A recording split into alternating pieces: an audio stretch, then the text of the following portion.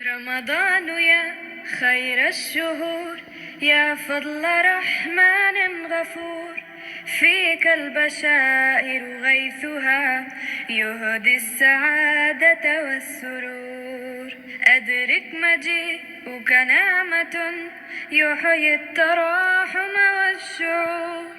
اقبل إلهي صومنا وقيامنا أنت الشكور. السلام علیکم ورحمۃ اللہ وبرکاتہ۔ امید کرتی ہوں کہ آپ سب خیریت کے ساتھ ہوں گے۔ آج ہمارے سحور سیشن کا ڈے 15 ہے، آج ہم 15ویں سپارے کا خلاصہ دیکھیں گے۔ تو آئیے شروع کرتے ہیں۔ اعوذ باللہ من الشیطان الرجیم، بسم اللہ الرحمن الرحیم۔ قرآن مجید کا 15واں سپارہ جو ہے وہ سورۃ البنی اسرائیل سے شروع ہوتا ہے اور سورہ القحف تک پھیلتا ہے، اور سورہ بنی اسرائیل کی پہلی آیت سے شروع ہوتا ہے سبحان الذی۔ اس سپارے میں جو ہے وہ قرآن مجید کی دو اہم صورتیں آتی ہے، جیسے سورہ بنی اسرائیل اور سورہ القحف۔ تو ہم پہلے سورہ بنی اسرائیل کا جو ہے وہ تعارف حاصل کرتے ہیں۔ سورہ بنی اسرائیل یہ مکی صورت ہے اور بسم اللہ سمیت اس کی 112 آیات ہے۔ اسے سورۃ الاسراء بھی کہا جاتا ہے۔ رسول اللہ صلی اللہ علیہ وسلم کے روحانی ارتقاء کا مضمون جو گزشتہ صورت میں جاری تھا، اسی کا ذکر اس صورت میں مذکور ہے۔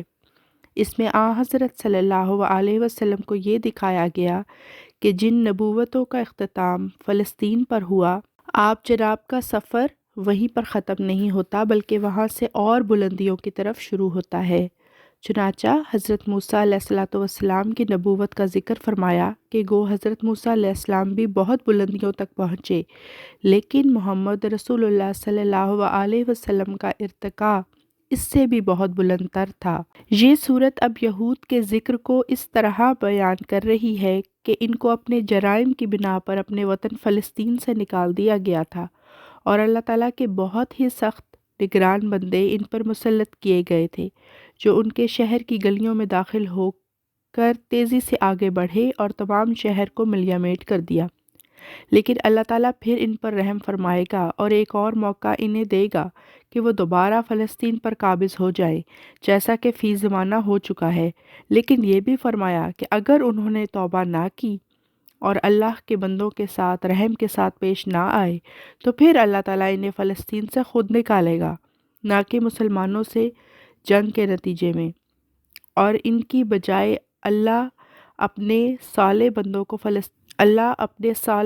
کو فلسطین کا بادشاہ بنا دے گا۔ ظاہر ہے کہ مسلمانوں کو تب تک فلسطین پر غلبہ عطا نہیں ہو سکتا جب تک وہ اس شرط کو پورا نہ کریں کہ اللہ کے صالح بندے بن جائیں۔ اس کے بعد ان برائیوں کا ذکر ہے جو یہودیوں میں ان کی سخت دلی کے زمانے میں راسخ ہو گئی تھیں، یعنی بخل، فضول خرچی، زنا، قتل،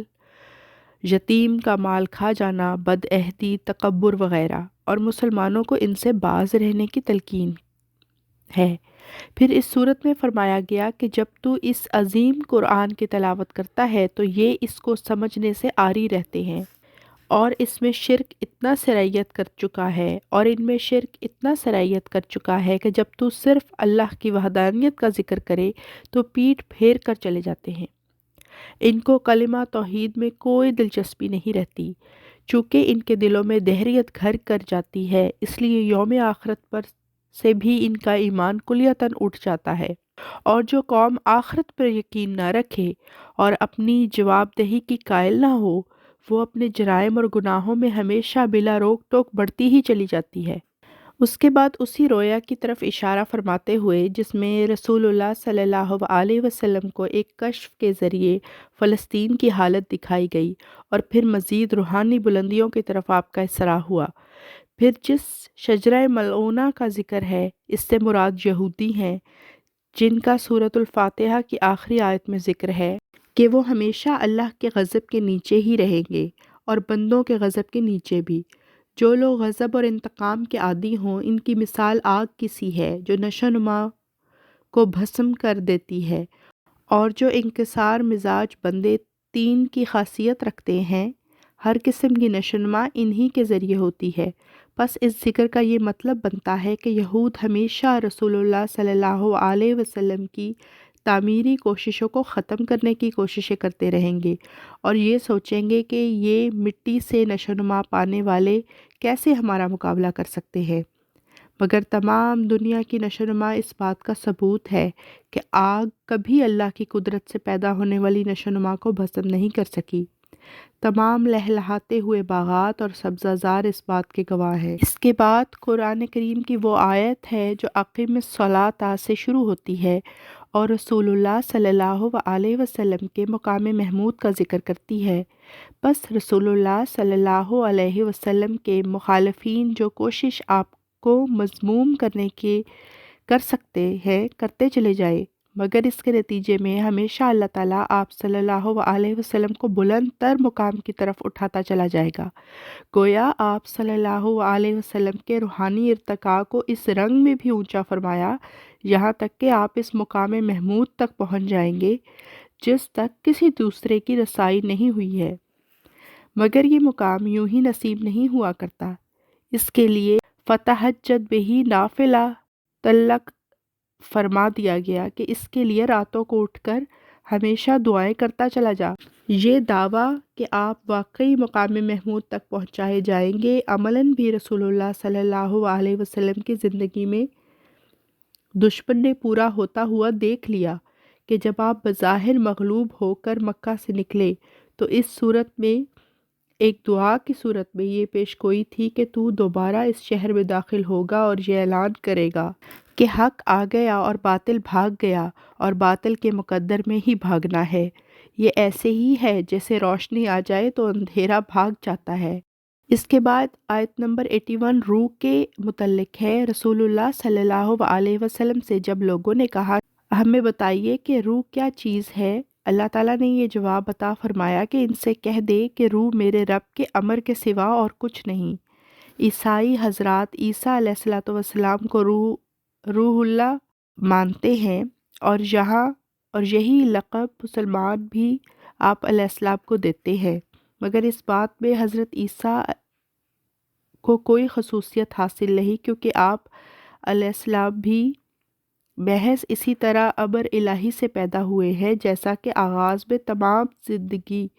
امر الہی سے پیدا ہوئی ہے۔ اس صورت کے آخر پر اس مضمون کو مزید کھول دیا ہے کہ عیسیٰ علیہ السلام کو محض اس لیے کہ وہ بن باپ کے تھے اللہ کا بیٹا قرار دینا بہت بڑا ظلم ہے۔ بس تمام حمد اللہ ہی کے لیے ہے جس کو کسی بیٹے کی کوئی ضرورت نہیں اور نہ اس کا کوئی ملکیت میں شریک ہے اور اسے کبھی ایسے ساتھی کی ضرورت نہیں پڑی جو گویا کمزوری کی حالت میں اس کا مددگار بنتا۔ آئیے اب سورۃ الکہف کی کچھ تعارف حاصل کرتے ہیں کہ سورۃ الکہف جو ہے یہ مکی صورت ہے اور بسم اللہ سمیت اس کی 111 آیات ہے۔ اس کا زمانہ نزول نبوت کا چوتھا یا پانچواں سال ہے۔ سورہ الکہف کا آغاز سورہ بنی اسرائیل کے اسی مضمون سے ہوا ہے جس میں حضرت عیسیٰ علیہ السلام کے بندہ ہونے کو بڑی صراحت اور جلال سے پیش فرمایا گیا ہے اور بہت ہی سادہ الفاظ میں یہ اعلان فرما دیا گیا ہے کہ انہیں علم ہی نہیں کہ حضرت عیسیٰ علیہ السلام کیسے پیدا ہوئے اور نہ ہی یہ علم ہے کہ اللہ تعالیٰ تولید کے نظام سے کلیتاً پاک ہے۔ وہ اللہ پر بہت ہی بڑا جھوٹ بولتے ہیں، ان کے دعویٰ کی کوئی بھی حیثیت نہیں۔ اس کے بعد ابتدائی عیسائیوں کا ذکر فرمایا گیا کہ کس طرح وہ توحید کی حفاظت کی خاطر سطح زمین کو چھوڑ کر غاروں میں چلے گئے۔ اصحاب کہف کے ذکر سے پہلے ان ابتدائی آیات میں یہ فرمایا گیا تھا کہ دنیا کی جو ظاہری نعمتیں بنی یہ نوع انسان کو عطا کی گئی ہیں وہ ان کے آزمائش کی خاطر ہے، لیکن ایک ایسا زمانہ آنے والا ہے کہ یہ نعمتیں ان سے چھن جائیں گی اور ان لوگوں کو عطا کر دی جائیں گی جنہوں نے اللہ کی خاطر سطح زمین کی زینت کی بجائے غاروں میں زندگی بسر کرنے کو ترجیح دی۔ اس کے بعد دو ایسی جنتوں یعنی باغوں کی مثال دی گئی ہے جن کی وجہ سے ایک شخص دوسرے پر فخر کرتا ہے کہ مجھے تو یہ سب کچھ عطا ہوا ہے اور میرے مقابل پر تم تہی دست ہو، لیکن ساتھ ہی یہ تنبیہ بھی فرما دی گئی کہ جب اللہ تعالیٰ کی ناراضگی کے بگولے تمہاری نعمتوں پر اتریں گے تو تمہیں خاکستر کر دیں گے۔ اسی صورت میں حضرت موسیٰ علیہ السلام اور آپ کے ساتھ حضرت عیسیٰ علیہ السلام کے اس سفر کا ذکر ملتا ہے جس پہ انہیں اپنی امت کی آخری حدیں دکھا دی گئی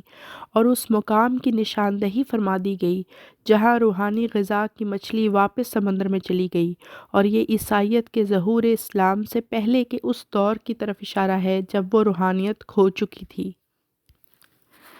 اس کے بعد حضرت صلی اللہ علیہ وسلم کو ایک تمثیل میں اس بزرگ کی صورت میں دکھایا گیا ہے جسے عوام الناس حضرت خضر کہتے ہیں، اور بتایا گیا کہ جو حکمتیں اس کو عطا کی جائیں گی وہ موسیٰ علیہ السلام کی پہنچ سے بالا ہے، اور اس تک پہنچنے کے لیے جس صبر کی ضرورت ہے وہ موسیٰ علیہ السلام کو عطا نہیں ہوا تھا، اور حضرت صلی اللہ علیہ وسلم کو حضرت موسیٰ علیہ السلام پر یہ فضیلت عطا ہوئی کہ آپ اللہ تعالیٰ کی حکمتوں کے ہمراز بنائے گئے۔ اس کے ساتھ ہی آج کے سحور سیشن کا اختتام ہوتا ہے۔ انشاءاللہ کل کے سحور سیشن میں ملاقات ہوگی۔ السلام علیکم ورحمۃ اللہ وبرکاتہ۔ آخر الدعوانا الحمد للہ رب العالمین۔ اللہ حافظ۔